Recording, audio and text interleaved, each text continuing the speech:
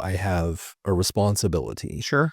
to my community to help how I can every single time I can. Well, what a message you have to other veterans coming out of the service and other veterans around that maybe aren't thinking holistically, how do I fix my body? Oh, maybe I need testosterone. Maybe I need these other things. The standard when I got out, 15 years ago, was just throw pills at the veteran.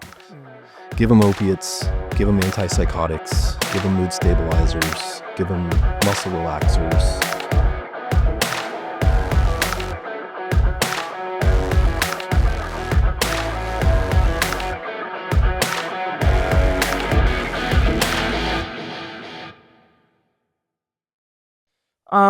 This is fantastic, man. Yeah, I appreciate you having me, man. I'm excited to be here. Check out the space. Yeah. It's a good space. I like it. It's super fun. We've done a lot. So it used to be Commercial Tire. Yep. Well, you don't live super far from where we're at. No, just a couple minutes. So you remember the Commercial Tire days. I do. And then yeah, so when the Observer moved in, they did a ton of work. The landlord did a ton of work. So don't think like we did all of this. The Observer did, and they did a bunch. And then we added a couple walls and did some things. But yeah, this was a huge, when we decided to move in here, one of the big things we wanted to do was expand into event rentals. Okay. Tables, tents, chairs. Chairs. You do rent chairs. I do rent chairs. It's so funny now. Like I'll walk around town, like perfect strangers. They go, "So do you rent chairs?" I'm like, you know what I do? Yeah, actually, yeah. I do. know a guy. Yeah, it's super fun though. So Cody, for my listeners and people watching, who are you, man? Like what your background? I know a little bit about you. I know you've got a military background. We're gonna go into talking about veterans and our community and our local veterans. But like, let's start back at the beginning, bro. Like, who? I mean, maybe not like birth. Yeah. But like, what? Let's talk about your service. Like, what's your service background? Military service. I joined the Army when I was 18. Going back a little further than that, I am a transplant here. I am not from Union County or Eastern Oregon. I was actually born and raised in Austin, Texas. Okay. Mostly in the suburbs, as with most big cities, families kind of outgrow things and you need a little more space or, more square footage in a house or try to get to a better school district. So everybody, this would have been early 90s, started shifting kind of west and north of Austin, but you still just say Austin, just like you say Portland when you're talking about Gotcha. Lake Oswego or Gotcha. wherever else. Everything kind of touches anyways. So I just say I'm from Austin because it's way easier. And people know where that's at. And most people will know where that's at. But now you say I'm from the Grande and they go, you're from where? Yeah. Like I never heard of it. Yeah. Is that near Portland? Yeah. No, La Grande is Portland. Yeah. We're basically Portland. So, but I joined the Army at 18. I joined earlier than that, I should say. There's a program within the military, should still be in existence as far as I know, called the Delayed Entry Program. Okay. So I was 17 when I took my ASVAB, started talking to the recruiter, picked out my career path that I wanted to go for, started kind of discussing contract things, and then kind of found out early on you can't send 17-year-olds to war. So I had to wait till I was 18 basically to ship out, to at least start the basic training process. So left when I was 18, did all my training in Fort Benning, Georgia. I was in the infantry, so basic training works a little different. It's called OSUT or OSUT, one station unit training. So you have your first like 9 weeks of, acclimation to the regular military basic training, and then you transition right into your specialty course, which would be infantry for me.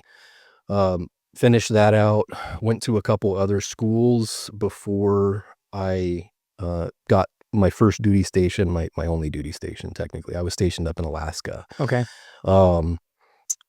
That would have been tail end of 03. So I went from Texas to Georgia to Alaska in like November.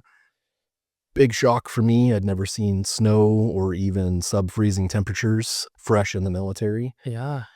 So you had never driven on ice or driven in the snow before? No, when it gets like 32 degrees in central Texas, everything shuts down because everyone will die if they try driving on their roads. Their roads are not set up to work well with freezing temperatures. They're as slick as it gets, just like when we get black ice here. It's like Okay. that everywhere there. So, and I'd maybe seen pretty close to freezing temperatures before, but as a child, you don't really, I'm walking to school or riding my bike or Sure. something. I wasn't driving then.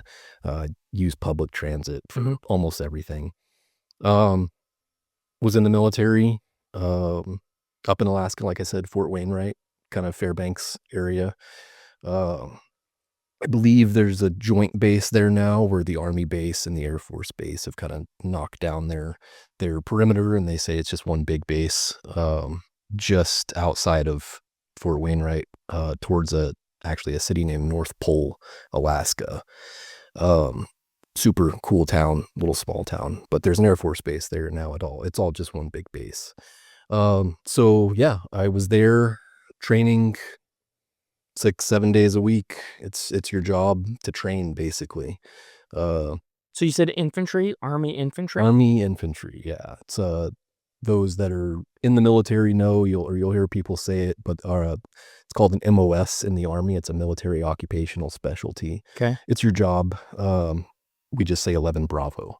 A Bravo being basically a rifle type unit. If you hear like 11 Charlie, that would be like an infantry mortarman. The guys working all the mortars and stuff. They're Gotcha. usually bigger dudes that get into the Charlie field. They have to pack around a lot more weight. They're literally carrying these mortars everywhere they go. And the tripod bases, I never got into that specialty, so I don't know the actual nomenclature of all their equipment. All their acronyms? Yeah, all of their acronyms are totally different than ours. We didn't have any Charlies in my even in my company or my battalion. We might have had a small element of Charlies, but we were mostly just a rifle company, rifle battalion, rifle brigade at that, which is made up of a couple thousand guys. Yeah, and we trained up. We trained up on everything you could think of and more, whether it be weapon systems, tactics, vehicles, movement, language, medical, all the things you may end up needing while you're downrange, while you're overseas fighting. Um, I had a few different jobs within my small unit called a platoon. It's about 40, 50 guys Okay. usually. Basic rifleman, kind of new guy, the simplest, easiest kind of job to have, not carrying as much, less responsibilities. Switched over and started working as what we call an RTO, a radio tele operator, carried the radio for our lieutenant. It was a cool gig. Looking back now, I wish I'd paid more attention to the training in that because communications is important, even in our world today. I'd like to get to where I have a better understanding of telecommunications stuff, and radios like ham operating. Sure. I still use GMRS radios, and we have FRS, kind of walkie-talkies for our little family unit and small friends group that we can use, whether you're out in the woods or kind of as part of a PACE plan is what we would call it, having alternate means of communication. Yeah. In case it grows. Preparedness, in case the grid goes Yeah, down, in case something happens, stuff happens. Yeah, even just like wildfire taking out power stations and cell towers. Like, I mean, in our area, wildfire is like one of the first very plausible things to take our communications network down. Absolutely. And so, what is the plan? I know I've talked with Jeff Clark about that a little bit, and he's building like his own. He's got his house and somebody else's house. He's putting up their own like antenna stuff. I think That's awesome. Yeah, just to have a backup. Yeah. No, it's important, and it may not be that you don't need something so involved that we all need to be able to speak to each other on the same way that we currently have the ability to with cellular and even just Wi-Fi. But if the internet goes down and maybe you don't have a cell plan, there's ways out there now that I've been looking into and kind of building up infrastructure for here locally. I've talked to Nick Vora. He's a great asset to our community, and he's been very helpful in the past with things, but I'd like to there's some newer technology called Mesh. It's a Meshtastic. Mesh Core, I think, is another app that's usable. Basically, where you have a radio, and instead of think of it like a walkie-texty instead of a I think that's what walkie-talkie. Jeff's putting up is the mesh. I think that's what he's in. Yeah. I'm gonna have to get in touch with him. Okay. Because I'd like to. I have parts on order. Everything comes from China. Yeah. Um, What doesn't? yeah, so I had to pay my tariffs. It's like, a $40 little board. You still got to pay like $25 in tariffs to get it shipped here through DHL. But I'm in the process of actually building up some of my own mesh nodes, is Okay. what they're called. The cool thing about mesh is each radio actually functions as a repeater as well. So the more people you have in your community and your network, the better coverage you have. Gotcha. And it's not like every time you send a message to your spouse or your friend, they can see it pop up on their phone or on their node. No, It just kind of grabs it and it sends it. Yeah, It sends it out as far as it'll go, and it is a hop. Yeah. Yep. And you can set up your radio to hop 3 times or hop up to 7 times. So I think it would be a good asset. In a lot of different variations as well. I've thought about it for like our SAR guys, our search and rescue volunteers. You get GPS capability with it as well. If you have a GPS antenna on your radio, there's a lot of ways you can get onto one interface and track all of your ground resources. And I think that could be beneficial as something we look forward or look for in the future to maybe involve them in this kind of stuff as well. They're really small radios, good battery life on most of them. And the more you have, the better your reach is. Yeah. So especially in a huge valley like ours. yeah, Could really, and we've got some like higher points too that would almost prime real estate for a system like this. Yeah. With all the infrastructure we have already established. The nodes aren't huge, they don't take hardly any power. no power. Yeah. You can set them up to run off solar as well. Yeah. And then they can be stationary. You don't have to carry it around with you. You can have one on you that's smaller and discreet, maybe covert even. I have one that's actually built into a little nicotine pouch can. Oh, really? Printed. Battery life's not great on it because I'm using like, a 300 milliamp hour battery in that. So you might get 12 hours out of it or something. Just more for testing right now than actually field use. But yeah, a little espionage, little spycraft type things. So. Yeah, that's super fun. So post-military, like what got you down here to Grande, Oregon? What the heck brought you to Union County? What brought us here? So I met my ex-wife up in Alaska. She was in the military as well. She worked at the dental clinic. She was attached to the base. We met, I think I was 19, maybe 20. I want to say I was 19 though. She's just a few months younger than me. She is a local East Oregonian. So when we got out, we had to really think about, we were starting a family as well. When I got back from Iraq, she got pregnant with our first son, with our oldest. He's now 18 and going to be graduating here in a couple weeks. Okay. So that's how long it's been. Congratulations. I appreciate it. That's a milestone. It is a milestone. It makes you feel really old. It's so bad. It's reality smacking you in the face. So back then, ODS had their school here, Oregon Dental Science. That's right. I believe. It's in Yeah. the administrative building now that Grand Run Hospital operates, right over here on Adams. Yeah, it's a stone throw away from us, right there. So she wanted to continue to pursue a career in the dental field, and it was like, this is perfect. We have a support system here in Eastern Oregon. It was a little more spread out, and I mean, it is still pretty spread out. I think some of her families moved in closer, but between Wallowa County, Umatilla County, Union County, Eastern Oregon, an hour drive to see everyone. Yeah. We have that ability if we come here. I was lost and didn't know what I was going to do. It's hard to transition from the career I had in the military to the civilian life. The easy kind of don't put much thought into it route is just become a cop. But I had my own personal feelings on going that route. I got out of the military to be able to have a family and be present and be less at risk of losing my life. And I didn't know the atmosphere here. It's a relatively safe area. So I just thought, I'll get into the medical field. It's a growing field. I had quite a bit of medical training in the Army.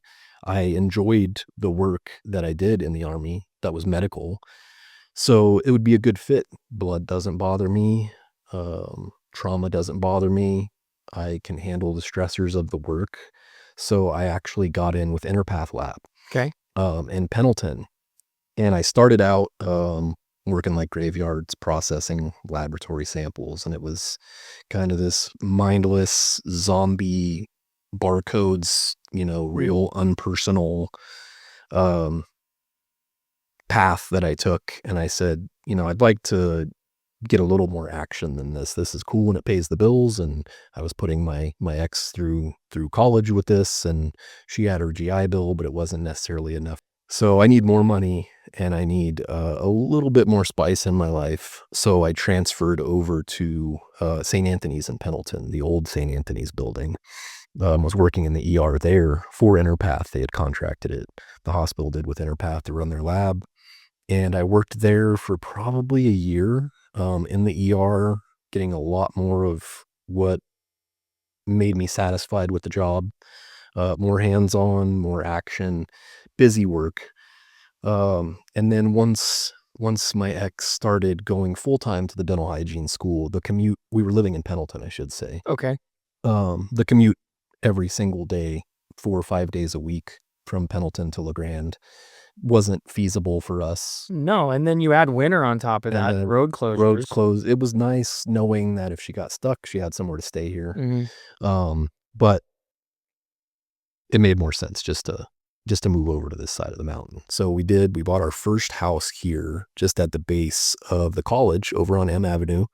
Um, Super old house, like most of them, kind of in this area. So it came with all the problems and the stressors. 80 layers of paint. Yeah, all the paint, bad wiring, bad plumbing, Yeah. needed a lot of work, but we were young and dumb and thought this will be easy. We watched the HGTV stuff. We could just knock that wall down and then we've got an open floor plan, not thinking about structural issues or the fact that we were two broke veterans, one going to school and one barely getting by. Myself, I was struggling a lot with mental health issues and Mm. trying to get those under control. Let's talk about that a little bit more for our viewers. So the Yeah. mental health issues, is this directly related to soldier coming back to civilian life? Yeah, it was a massive adjustment that I was unprepared for. Not to put fault on the military for not doing what it should have done, but they could have done a better job back then. This would have been 2008, 2009, that kind of area. There was so many veterans coming back from overseas, from combat, not just from overseas deployments, but from active combat in Iraq and Afghanistan. Mad at the system, mad at the world, mad at politicians, mad at themselves. And that was my big thing, was survivor's guilt. Something I struggled a lot with that I think I've got a pretty good grasp on now. So it was trying to get in with the VA and put your faith in Western medicine and a doctor you don't really have a great connection with because they're cycling in and out, these doctors, and they can't. They're running you guys like cattle. It's like cattle. Yeah. You feel less of a personal connection with the providers back then. Now I have an amazing provider at the VA. Well, the VA is turned 180 degrees. Absolutely. Absolutely. They are putting veterans first, it seems like. And, the knee-jerk reaction when you have hundreds of thousands of young men and women coming home with PTSD or whatever they want to call it, with adjustment issues, with chronic pain, with veterans like myself who had injuries, very substantial injuries. I had a traumatic brain injury. From combat? From combat, from an IED. It's actually been just over 20 years ago now. So April 25th, 2006, my unit was hit while moving in our vehicles with a pretty substantial sized improvised explosive device. And it rocked me. It rocked me spiritually, it rocked me emotionally, and it rocked me physically. As a young gung-ho, at the time, sergeant in the infantry, you don't let things slow you down. Another kind of a term for infantrymen is grunts. You just grunt and you keep walking. You keep going forward. You don't quit, and you don't let anybody know that there is a weak point in your armor now. Um, so you just deal with it, and you compartmentalize, and you do all the things you shouldn't do, Mm. and then you decide to get out of that field. It was a job, and try to just behave like a normal civilian, and it is almost impossible to do that without the right kind of help. So why is that? Why is that transition so hard? Is it just because it is such a completely different, like, reality? Yeah, 100%. It's almost like It's, um civilian coming back to civilian life, like, it makes no sense, like, it just doesn't you've compute at all? you've seen horrible things, Mm. and not to try to use that as an excuse of some sort, but, just growing up in the United States, we are so privileged. Um, Most of us never have to go hungry. Most of us never have to go to sleep cold. You have access to medical care. You've got family and friends in this community around. Mhm. And then you go to, what is war, and you see the famine in these third world countries, and you see the children suffering and struggling, and it gives you a different perspective on how good you have it here. So a lot of it, I think, when you come back is guilt for how you felt um, before the military, Mm. and what you took advantage of, and then trying to get back into that connection of being okay, knowing that there's so much ugly in the rest of the world, and almost feeling like you don't deserve it. Mm. Um, and that a lot of that'll tie into, like, survivor's guilt. If you've gone somewhere and you've been a part of something, and or it can happen on a base. Soldiers get killed while they're sleeping. You take indirect fire from a mortar or a rocket or an RPG, and you lose people. So you have this guilt, like, that could have been me, maybe that should have been me. Uh, my service, maybe would have meant more if I would have just died while I was Mm. over there. Now look at me, I'm upset over the smallest little things, and I'm struggling to pay my bills, or I don't know how to parent my child the right way because what I've been living for the last however many years I've been in is so disciplined and so aggressive, hyper Mm. aggressive. It's ingrained into you, and it's supposed to be. Otherwise, the risk of something going wrong can be catastrophic if you're downrange, if you're overseas. Um you can't get too used to the day-to-days, Sure. I the word I'm losing the word right now, but, um, you're always on edge. So coming back here and being able to just sit and take a breath and relax, really relax, like, You've trained that out of yourself. it's gone, and Mhm. it messes with your endocrine system. There's a lot of research coming out now, that's showing, hormones are completely jacked up in these, especially the men, who are spending substantial amounts of time exposed to these high stress environments. Your body can't regulate your hormones anymore like it's supposed to. So guys like me, we came back, and even, if the VA wants to, they weren't doing it for a long time. There's a lot of legislation getting pushed through now to try to get them to look more into the value of hormone replacement therapy for young men and young women, but I can't speak for the young women. But for the men, I came back from Iraq. I lost my grandfather a couple years after we came back. It would have been 2012, 2011, somewhere in there, from prostate cancer. And that got me worried about hormones and prostate. I'm like, this is in my family. Yeah. I paid out of pocket, got all my labs done to just see, like, am I at risk for this stuff? And I look at my testosterone, and I'm at like a 280 testosterone at 23, 24 years old. That is nowhere near where I should have been. And I struggled through that thinking, because I had people that were professionals in the medical field telling me, no, this is okay. It could be better, but it's not that bad, and you just accept it and move on. You don't fight it. You don't question the authority in the medical provider. Mhm. And not until a couple years ago did I finally say, like, I think if I add in something like testosterone, then it can't hurt. What's it gonna hurt? It's there are ways to mitigate the risks when you increase your testosterone, to decrease your estrogen production, um, to maintain growth hormone, just small things you Yeah. can do, and it has changed my life Mm, for the better. just getting the chemicals Just balanced. getting everything back in balance like Yeah. it's supposed to be. I'm not trying to be a bodybuilder, I'm not taking anabolic steroids.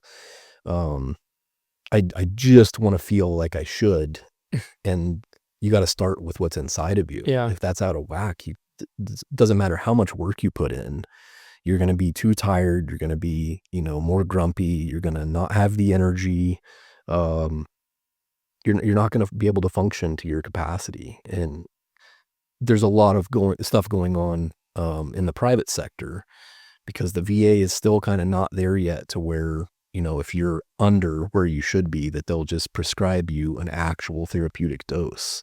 They'll offer you, X milligrams of testosterone every 2 weeks or something, like a single injection, and that really does more harm than good, because you climb and you feel great for a couple days, and then you're gonna crash, and your body's not gonna be able to start producing it on its own again to keep you balanced, and you really need almost microdosing is kind of the new thought process for hormone replacement. It's almost daily. If you can give yourself a super small injection daily, then you'll be able to maintain even better. A Interesting. lot of us are doing, every 3.5 days. So it's like a Monday morning and a Thursday night injection, and you feel balanced. You have your feet back under you again, and you can think more clearly. You can make better decisions. You're not so prone to slipping up and acting compulsively and Mhm. impulsively.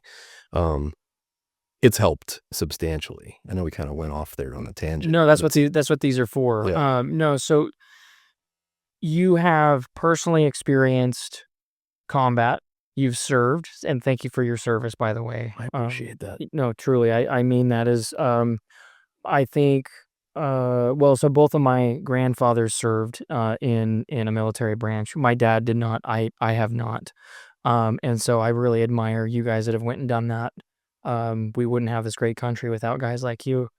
And without people like you going and serving, we wouldn't have the freedom in the community that we have, and you guys are paying that price, and you're paying for it physically, mentally, emotionally, you said spiritually. So you've walked that line. You've been walking out recovery. You've been walking out, okay, how do I get back to a civilian life?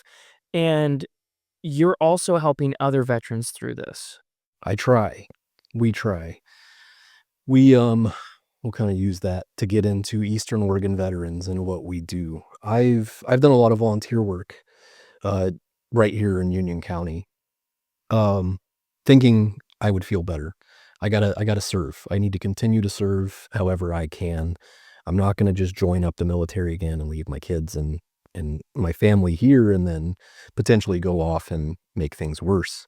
Um, and I'm not gonna uproot them from where we've put roots in now. There's roots here, Yeah, and they're good, strong roots. So I can't do that. What can I do?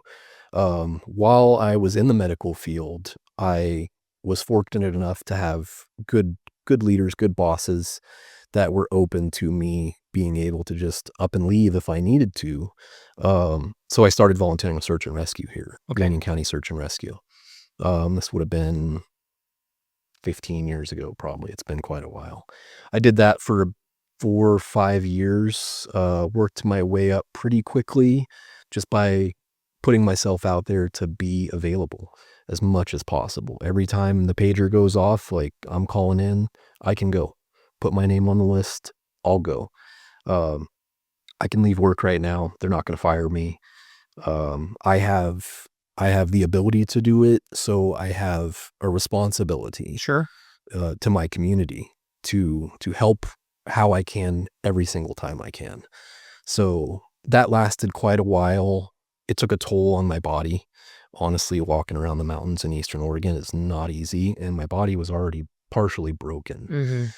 Mhm. Um, and I was still trying to figure out how to get myself to 100% physically post-military service with back pain and knee pain and migraines and all the problems that come along with carrying around 100 pounds every single day, walking around in the streets, jumping in and out of vehicles, moving quickly, oftentimes to Mhm. get cover and get away from getting shot at. You return fire, you go find cover. Um, my body was broken at 22, 23 years old. I'm just now getting to where I'm feeling more whole again. I wish I would have done everything I'm currently doing 15 years ago, Mm. but can't change that. So I'm going to make the best of what I have Well, now. what a message you have to other veterans coming out of the service and other veterans around that maybe aren't thinking holistically, how do I Yeah. fix my body? Oh, maybe I need testosterone. Maybe I need these other things. Yeah. And stay away from, and I'm not a medical professional. I'm not giving out medical advice to anyone. But the standard when I got out, 15 years ago was just throw pills at the veteran. Mm. Give them opiates, give them antipsychotics, give them mood stabilizers, give them muscle relaxers, um, maybe recommend some physical therapy, but then you're getting bounced around to different PT clinics and different PT providers. They're, being rural here, one good thing that we do have access to is the ability to use community care is what I think they're calling it now through the VA.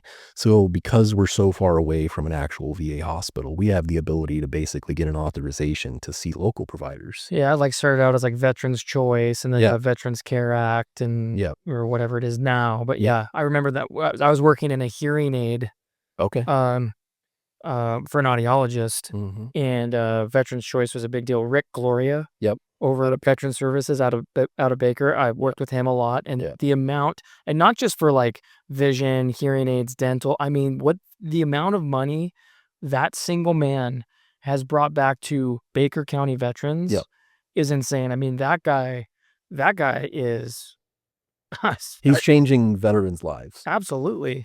and he's got a lot on his plate. We still try to send him people when we can, um, just because we appreciate his work ethic. We do have local resources here for veterans. That's not to take away from what Brian Blaze is doing here with CHD, as a VSO, as a veteran service officer. But there are a lot of veterans that need a lot of help, and you can't put that all even on just one person.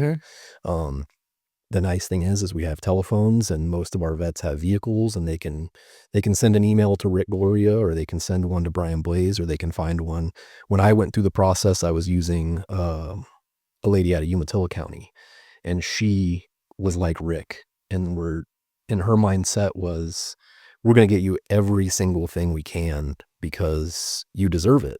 And I didn't think that way. I thought I Mhm. was just doing my job. I was doing my duty, and I got hurt, but I don't think I'm owed anything. And she kind of helped change my mindset to think like, but you have to understand, if you wouldn't have gone and done what you did, Cody, you'd be 10 times more capable to be out there making, money to support your family. So we need to get you this to offset, Mhm. what the government has asked of you and what you went through.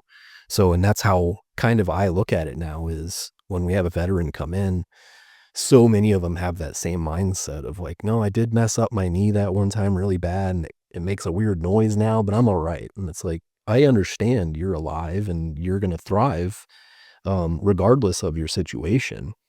Um, but let's at least get you access to medical care for Yeah. that. If you don't want the compensation, the disability compensation, and I don't like using that word Mm, disability. for sure. It is compensation, just like workers' compensation works. If you get hurt on the job when you're working Yep. at Walmart, Yep. they give you, something to offset Yep. that stopped you from being able to function at 100%. Mhm. Um, so I'm trying to train veterans to think that way here locally. I understand that you don't want to have to go tell your story to 20 different people And if it's hearing aids, like, that will change your life. Sometimes I have hearing aids myself, and I don't wear them a lot because it's overwhelming Yeah. to be able to actually hear everything Yep. again. Yep. And it can impact you in a negative way, just with the overload of sounds that you're hearing that you're not used to hearing. You get comfortable in the silence. The fridge makes noise. The TV has little, like, buzzing, like, when it's off, like, it's amazing, like, birds outside. Yeah, everything is making noise. You're like, shuffling across the carpet. There's actually noise to Yeah. that, you know? Yeah. So that's going back to Yeah, Eastern Oregon Eastern Oregon veterans. We started not as an organization, not as with any goal other than to just get a few of us out of the house, go sit down, have lunch once a week, somewhere around town. We bounce all over Union County. So that local veterans could meet up with other local veterans and have connection and be with a group of people that understands what they're going through. That's the Absolutely. idea? If you need that, Mm. it may just be that you need to get out of the house. Gotcha. That'll change massively so many of these guys and girls. So that was where we started, was just get out of the house once a week. It was some of our older vets that we have. We've got guys going clear back to World War II era. They make a weekly trip into town because they live out in Cove or way deep out in Elgin, and they come to Walmart once a week or Safeway once a week. And it's like, we'll do that on this day, do your lunch, then do your shopping. You're Yeah. already coming to town. Yeah. Come have a burger. And then if we're there and you can think of something that you might need help with, if it's you're trying to find new tires for your pickup, and you're just unsure of where to go. If you're needing help fixing a fence, Mm. if it's getting to an appointment that maybe you're not comfortable or confident enough, especially in the wintertime, driving drive yourself through. to, Yeah. let's try to help you figure out how to do that in a safe way for you that gets you progress. You're getting something done. Yeah. So it started just as simple as that. And then, I've been here in the area quite a while. I know a lot of people a little bit, not very well. I have a pretty small circle of people that I'm very close with.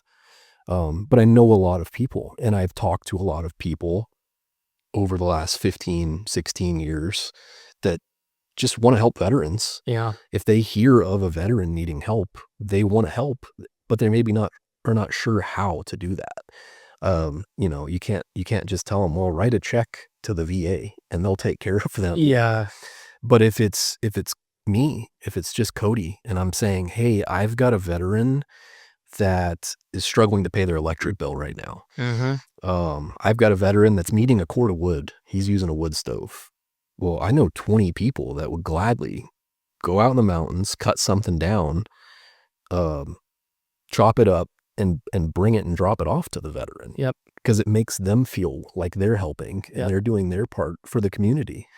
So you build these little relationships with small business owners, with private individuals, with local politicians who want to help more than what maybe their job allows them to do, because they're bound by bylaws. Mm. They're bound by statutes to do certain things.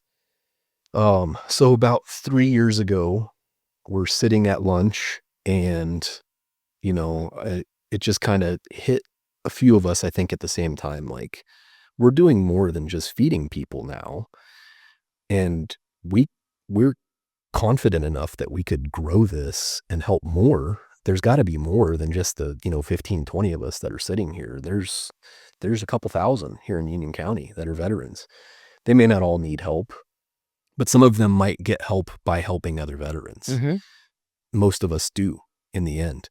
So let's see what we can do. And it being this day and age, we said, we got to do that on social media. There's no way to reach everybody. I can't just take out ads in Elkhorn Media Group Right. once a week, and can't afford that. And I can't get a billboard, let's do it for free on social media. So we made a Facebook page and an Instagram, and then a Facebook group, a private Facebook group. And the group grew rapidly. A couple hundred people within like 24 hours. Oh, wow. Just from word of mouth, and, me inviting everybody to the group that I knew was a veteran Yeah. locally, and then them inviting everybody they knew. So just organically, grassroots, kind of as grassroots as you can get if you forget about social media. Mm-hmm. Um, and it just works. Our plan works. I'm not a nonprofit. I've run nonprofits. I've helped run nonprofits, I should say. I've never done anything by myself. With search and rescue, I sat on the board there. I was the training officer for search and rescue. I know there's bylaws. I know there's boundaries. I know there's limitations and red tape. I hate red tape. I don't want anyone telling me how to help veterans. I know better than anyone else that I know how to help veterans. I don't want to start a for-profit. I'm not trying to make money, and I don't want to have to report anything to the IRS, and I don't want to have people feel obligated to give us something, based on, a tablet or a screen saying, would you like to donate 5% today? Or how about $20 or $100? Right. Nothing against the nonprofits and the for-profits that are doing that. But I've been there and I've worked those models, and I felt bound and limited. And you can't truly help veterans when you have something holding you back. If you're wearing a chain, that's just weighing you down, and it's getting in the way, and it can. If I need to send somebody to a resource and that resource is available through a nonprofit, I have no problem sending them to a nonprofit. Pacific Northwest Veteran Alliance, they are an amazing group of people out of Umatilla County. I think they're based in Hermiston. Anytime we have a veteran that's here, that's struggling to find a home, maybe they're just temporarily here or they get stuck here, vehicle breaks down, just so happens to break down here, and it's January. They're cold. We need to get them warm. We need to get them food. I can call up Pacific Northwest Veteran Alliance, and they can get them a hotel for a week. And while they're there for a week, they're not in survival mode anymore. Their mind can take a break, and they can say, okay, what can I do next? Can it be finding a job? If that's what they think is the best next step for them, cool. I'll put you in touch with Steph Hansen here, with WorkSource Oregon. She's our veteran liaison for all of Eastern Oregon. What kind of job are you looking for? She'll know where suits you and where she can get you into quickly if that's the route we want to go. Do we need to get you in and get you this compensation? Or are you in with medical to get your prescriptions? Can we get everything transferred to Grande, to the clinic here, to the CBOC? Or does it mean just finding you something because you have all that taken care of already? Let's find you the next step. Let's put you in, let's get you some housing. Let's find something. I can't give somebody housing. I can't put somebody in a hotel for a week, but I know that I can work as a conduit. Yeah. And I can put people in touch. Yeah, you're almost that dispatch. Exactly. You're like, hey, I have a full picture of resources, people, connections. So if you and is it just primarily you, or do you have a couple of? There's our group. We don't have a board of directors. Because it's just a Facebook page. It's just a Facebook page. It's not an organization or anything. I do run the Facebook page, and I run the Instagram, and I basically run the group by myself. We have a moderator that I have in there that we added in to kind of take some of the weight off of me. I'm trying to really work on delegating things. That's a problem for me that I am actively working on all the time. Join the club. Yeah. Yeah. So it's like, okay, you can handle this. When somebody is a join request to the group, you got this, Gary,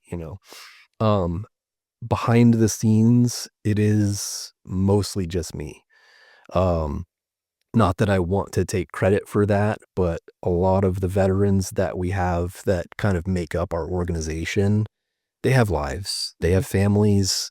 Not saying that I don't, but this is something that I'm passionate about.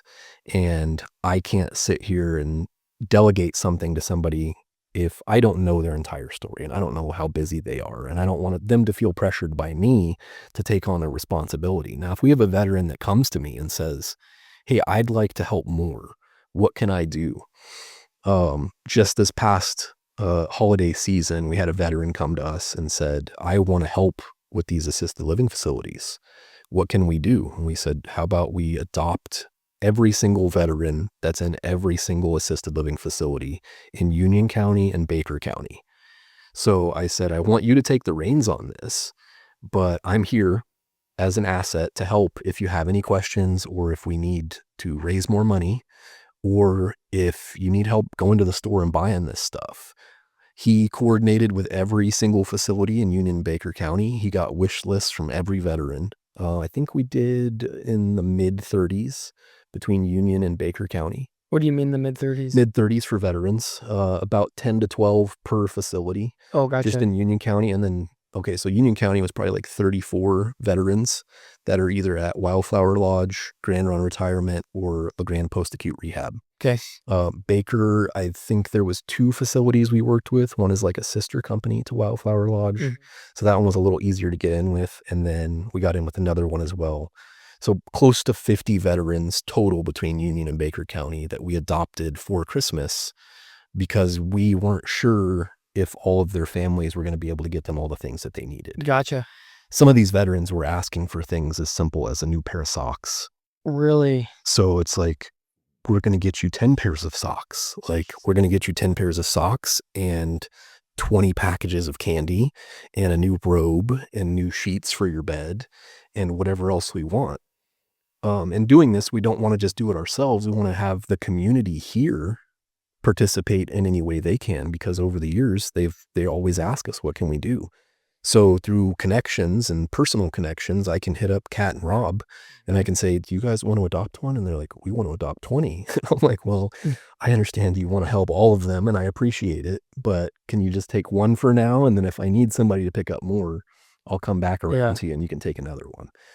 But I had like 20 small business owners and nonprofits here, each adopt a veteran, build a little basket, Antlers Espresso, Les Schwab's, Island City Express Lube, Perky's Play Cafe, Jacob Johnston and his wife. He runs a nonprofit actually that benefits veterans called Heavy Hunting Experiences for Veterans and Youth. High Timber Dreams out of Elgin provided like all of the socks and hundreds of pairs of socks to all these veterans. Wow. Kat and Rob, Monkeys on the Run, they've been there for everything. Heinz, Jake, great person. They're donating constantly. So we handled it, and I was able to delegate that comfortably enough to say, like, this is good for you and you're passionate about it and you don't mind going and grabbing the stuff that we didn't get donated to fill these baskets, and you can travel around and coordinate with these business owners and donators, pick up these baskets and then deliver them, according to what schedule works for the facility on what day they want the stuff delivered. And he did that, and we're going to do it again this year at the end of the year. So we have an idea of what it'll cost and we will fundraise that, or we'll just pay out of our own pockets. Sure. It's not that much. It's socks, it's candy bars, and candy canes, and a book or a puzzle that this veteran wants. And they're a lot of times on hospice, or they're from out of the area, and this was the closest facility, so that's where they ended up. So their family maybe gets to see them once a month, if that. So it's like, we'll be there. We started doing coffee once a month with Grande Post-Acute Rehab. The second Wednesday of the month at like 9 in the morning, we'll go there. Sure. And any of the veterans that they have there, if they want to, we go to their little room and we just drink coffee and eat muffins or donuts or whatever we bring or they provide, both. And you leave there feeling like you've changed somebody's life. And that is what it's all about.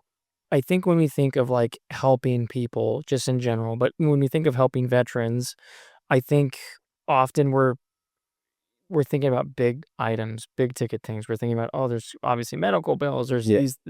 You see the TV shows where they're building houses for a veteran. Yeah, or they're taking them on these giant, extravagant like hunting trips, or it has to do with this huge mental health thing. And you're telling me that like we have veterans that don't have frickin' socks? Right. The need is that basic, but yet that dire. They don't even have socks. Yep. That's socks. crazy. I mean, what's a pair of socks cost? Yeah, a couple bucks. And our veterans are going without socks. Yep. And so some of them, Jeez. and it's we're getting the ones that are in facilities that have help there, and they're still going. It's not on these facilities to make sure they have everything. I don't know how all of that works for them. and I don't care to know. I don't want to think poorly on anybody like somebody else is failing them. Sure. It's all a problem. You're doing what you can do. It's everybody's problem. It's everybody's problem. Just like it would be if they're not a veteran. We help out people that aren't veterans too. If we can, if I have an abundance, just quick, another thing we do is through our relationships over the last 15 years that we've built up, I now have contacts at Oregon State Police and Oregon Department of Fish and Wildlife. If somebody poaches an elk, I'll get a phone call from one of the troopers here, and they'll say, how much room do you have in your freezer? Oh, And yeah. I'll say, I'll meet you at the garage in 5 minutes. Yep. Or I'll meet you at Heinz, because Yep. Jake Heinz has offered to basically process all of our meat for us. That's amazing. He would do it for free, but I don't like getting given things for free. So I say, just give me a fair price. So we have a set amount for each animal we bring in that gets processed. They'll wrap it for us. We'll go pick it up. Within the last couple years, now they've closed down their Pendleton site, but we used to have veterans go to the Pendleton Heinz and we'd have them pick up meat there if they needed to, or they could pick it up here. Now we mostly just store it at my place in one of my freezers. I've got a couple big commercial freezers at my house. So an animal gets poached, Fish and Wildlife, State Police call. So we're able to take that crime and put it to good use to feed veterans. Yep. And that's through our relationships that we've built with nonprofits, because they need to donate it to a nonprofit, a local nonprofit. High Timber Dreams is that conduit for us. Yep. They're that bridge between these government entities like ODFW and OSP, where under their umbrella of care, he's not worried. He's doing his own thing with his nonprofit, and he's limited by his bylaws. That's what he can help. Sure. But he can help me, and I can help as many veterans as I want to. Yep. So we took in, let's see, this last year we took in 12 deer. From poaching? Not from poaching. Those were from Union. The city of Union had this thing. Oh my gosh. 50 deer. Yeah, the deer that would like charge our dogs and animals and stuff. Yeah, they needed to go a whole long. So we got 12 of those. Okay. Because I am persistent. And I would call every Thank day. you. Yeah, I would call every day, and I would say, hey, do you have any more deer for us? I just got rid of that one you gave us 7 days ago. It just got out of processing yesterday, and I've given it away to 7 veterans. Some of the deer were very small, you know, they were fawns, but they still fed people, and not a single package of meat went to waste. So this last year that was our big meat supply, was from the deer in Union. Okay. It's also fish. I get in trout. I get in steelhead. I got in 6, what were the geese? I got in 6 geese. I'd never processed a goose in my life. Pulling feathers and debreasting them, I guess, and then soaking them in brine to get the funk out, you know, the kind of muddy. Vac seal myself, put them in the freezer. And when you're struggling and you need help to offset costs, 5 to 10 pounds of elk meat saves you a couple $100 at the grocery store. Absolutely. And that might be enough to where you can get back on your feet. Yep. And you can pay that, you know, that urgent care bill that you had that was out of pocket. Yep. And you're not going to have to try to figure out what to take away from. You know, can we do without the light bill getting paid this month, and we'll try to get caught up on it next month? Like, let me just give you what we can. And then you let me know if you need anything else. Yep. So we do meet. And that's kind of become our big thing. The year previous to that, we took in like 6 elk, and those were all poaches. I think there might have been a couple of control tags that were filled up at like Starkey Experimental or something that ODFW did and donated right to us. But we did 6 elk. And before that's a lot. It was a ton of meat. It was so much that we had to spread out meat. I didn't have enough space at my house. Those animals are, I don't think, people who don't know how big elk are, they're huge. Yeah, they're massive. They're like the size of horses.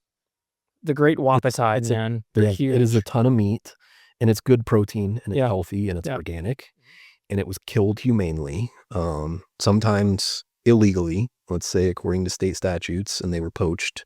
So they took something that went wrong, and we made something good out of it. Absolutely. So it didn't go to waste. Zero waste. And we had all of those elk processed at Heinz at our low cost that is still manageable to us and still fair to Jake and his crew. Jeff and Liz and everybody at Heinz is amazing. Before we ended up having to do a big event to get rid of all the meat at once because I didn't want it sitting in the freezer for too long. And we knew people needed help. Maybe they were just not open to asking for help. Sure. In the beginning with those 6 elk, we probably gave away 1 to 2 here locally to both veterans and like just struggling families, single moms, people going through it. And this is a few years ago, 3 years ago now, probably. And we still had so much. And I'm like, what are we going to do with all this meat? There's so much. So we put everything in coolers and we made a post on Facebook. If you're a veteran and you can be at Heinz at 9:00 in the morning this Saturday or whatever day it was, I think it was a Saturday, we will give you between 5 and 10 pounds of meat. There's going to be some ground that's mixed with beef fat, so it's gone a little further now. Yeah. And there's going to be some steaks. Until we run out, just come. Just come take some. Within 27 minutes, we'd given away about 5 elk. Wow. Their parking lot was full. I stopped. I left my house, had some meat with me, coordinated with a couple other veterans and their families to come help out because we knew it was going to be jumping. I stopped at Safeway to grab like some donuts or something to have, like, hey, while you're standing in line, you know, here's a cup of coffee and have a donut, or your kids with you, tell them to come grab a donut. By the time I got to Heinz, the road was packed, the parking lot was full, and people were standing outside. Wow. Off of one post. And that's, you know, I hate technology. I hate social media. It can be so toxic, but if you use it the right way, it's an amazing tool. And this is what gives me some faith back in humanity and in the systems that we've created to make our lives a little more comfortable with social media. Yeah. Yep. But yeah, 27 minutes, we gave away basically 5 elk, and we still had people in the building that were there. And I told them to come there for meat. So I'm not going to let anybody leave empty-handed. So I looked at Liz, who was there, and I said, well, I'm out of elk. I'm going to start grabbing beef out of the freezer. And she said, you just let me know how much you take and we'll settle up when you guys are done. And we gave away another like 380 something pounds, I think. Holy beef. smokes. I was just grabbing stuff out of their freezer. They have, you know, bundles and 50% off freezer back then and all the ground. And then I had to explain to the vets, like, I'm sorry. I know you probably came here for elk and you were hyped. And they're like, we don't care. We just need meat. We just need meat. Yeah. Some of them were driving from Baker or Joseph or somewhere. And I'm like, this is good. We did something. And since then, we've just kind of tried to maintain that level of offsetting something that we can. If somebody donates a bunch of boots to me, I'm going to get those boots to the people that need the boots the most. Yeah. To offset that cost for them. If somebody donates meat, I'm getting it to the people that will benefit the most from that, to offset that. If it's just a connection with you know, Alex Seeley with Grande Mobile Tires and him offering to help take care of veterans that need it in an emergency, I'm going to send them to these people. Yep. Not to take away from anybody else that's doing the same exact thing, but we have built these connections and these people have shown interest in helping and they've pursued us to want to help. We know you're helping veterans. Again, you established yourself as kind of this dispatch position, this local, hey, here's the go-to, you know, that knows all the resources, knows who's helping who, knows who has the ability, knows who has the need. That's amazing, man. It's so interesting, as we wrap up here, it's so interesting how how government systems or nonprofits, like there is a place, and I'm not dogging anybody, but when you privatize something, you can just get stuff done. Yep, absolutely. And that's the beautiful part about the private sector. Again, not dogging on it, but when you are doing something privately, like you said earlier, there's no red tape. Yep. We can just get food to veterans. We can get boots to veterans and just fill the need. Just change something small for that veteran. Yeah. Every little thing. That could be that veteran's worst day of their life, and you just put food in their stomach. There is no way to break down a barrier with people than just sharing a meal with them or providing them with sustenance. We just want to care for people. I can't do all the dry goods and manage all that stuff too, but I can tell you where all 12 of the food pantries are and what days to go. Yeah. And I can give you the protein. They may not have protein. Most of them don't offer protein. Yeah, because it's perishable. Yeah. So go there and then go there tomorrow and then come see me and you'll have a week's worth of food. Yeah. And if you still need more in a couple weeks, I might be able to help you. But in the meantime, let's send you to this office and have you fill out paperwork for SNAP benefits. Yep. Let's send you here and get you on unemployment. Let's send you here and try to get you this compensation for a disability that you have. Let's work together and let's get something actually accomplished instead of just Good luck. putting a Band-Aid on a gunshot. Put a Band-Aid on it and good luck. Hey, here's the system. Yeah. No. Here's exactly how to do it. Here's from A to B to C to D. Yeah. And I'm right here and available if you have any questions. And if you're open to it, why don't you come to lunch with us? We're going to Final Cut, or we're going to Raoul's, wherever. If you can't pay for your meal, you don't have to announce it. Let me know beforehand. Yep. We have funds allocated to cover these meals for anybody who needs it. And that could be the thing. That one day could have been their hungriest day where they gave up. Yeah. I love that. Eastern Oregon Veterans. Eastern Oregon Veterans. Yeah. We have an Instagram at Eastern Oregon Veterans, all lowercase. I don't think that matters on Instagram. You can search us on Facebook. If you search for pages, it'll pop up as Eastern Oregon Veterans, and you can follow the page. You can see kind of what we have going on when we have stuff going on. If you're a supporter, you don't have to be a veteran to join the private group. That's just kind of a space we wanted to have to really keep a smaller, tighter bubble for veterans that maybe want to post anonymously something they're going through that they might need help with. But if you're a veteran or a supporter, you can join the private group. You may have a service that you can offer. We have massage therapists in there. Oh, yeah. Courtney, I started going to her recently out in Union at Lionheart Haven, and it's helped me so much that I'm telling everybody I can through that community care program. If you have a diagnosis and you're a veteran and you have access to community care, tell them to put in a referral for massage therapy. And she's here local and she takes VA payment. So let's use this resource. She's opened it up and said, I want to help veterans. It's not benefiting her greatly to be like, well, now I'm going to start taking care of veterans too on the financial side, at least. It's a headache to deal with getting payment from the VA on anything. Yep. And they might pay her 25, 30% of what she usually charges. Right. She knows that. Right. And she's going in saying, I don't care. I just want to help. This is what I have to offer. This is my service, and let's put it out there. Yeah. So I send every veteran I can to her. Yeah. So there's the Facebook page, the Facebook group, the Instagram. We post on there where we're going to lunch every week, either myself or Gary. He will make a post saying, hey, lunch next week will be here at this time. Here's the address if you need it. If you need a ride, let one of us know. Come eat lunch with these guys and girls. We're not going to be like, well, you're not a veteran, so you can't sit down. We have so many people come just break bread with the veterans. We have real heroes right here. Not calling myself that. Some of these other men have done incredible things that would have broken lesser men.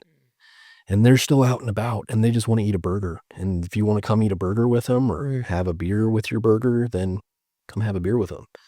Meet them. Maybe you have something in common. Maybe you have something you can offer them. Maybe they have something they can offer you, and it puts something under them to try to help with, and that enriches their life more. If they have some knowledge they can pass on to you or anything. Yeah. Just come sit, break bread. I love that, Cody. Guys, check it out. Eastern Oregon Veterans. It's just all lowercase at Eastern Oregon Veterans. Instagram. Check out the Facebook page, Eastern Oregon Veterans. This is Cody Vela. Thank you, Cody, so much for coming on, advocating for veterans. Thank you for all you've done and all you've been doing. Again, thank you for your service to the country and everything that you've sacrificed through your body so that we can have our freedom. Guys, that's another Ad Dad show, another great guest. Cody, thank you for reaching out. And and you don't have to be a veteran, like Cody said. If you're a business or somebody who wants to donate to Quarterwood, donate an elk, donate whatever it is, just DM him right there on social media and you'll get right in touch with this guy. So I appreciate it. Absolutely, Cody. Thanks, man. Thank you.